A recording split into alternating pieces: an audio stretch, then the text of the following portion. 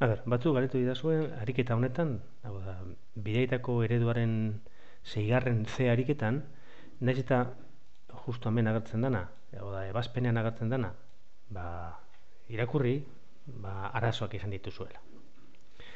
Bueno, saiatuko naiz aber orain. Daukaguna da zatiketa bat, bale? Beraz, lehenengo gauza egin behar duguna da zatiketa planteatu. Zatiketa egin barik, ipini behar dugu, ekizken bat, ekiz karratu hemen behian, eta gero, hau, goiku hau, bera etorriko da bidertzen, eta beko hau, ona etorriko da bidertzen.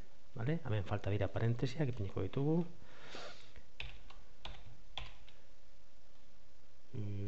Gitu, hemen parentesia bebai, eskapatu ingo da, berriro, eta hemen bakarrik behian ipini behar dugu. Behin hori egin ondoren, zer egin behar dugu? Bidertu beharrean, deskonposatu behar dira polinomio guztiak. Ekizken bat deskonposatuta dago. Ekizkarratuken ekiz deskonposatzen dugu zelan ekiz bat ataraz, eta geratuko da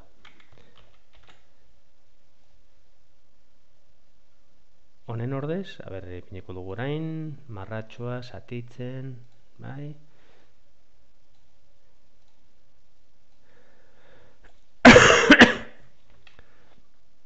Ekizken bat egon dana, beste ekiz bat urtengo dau,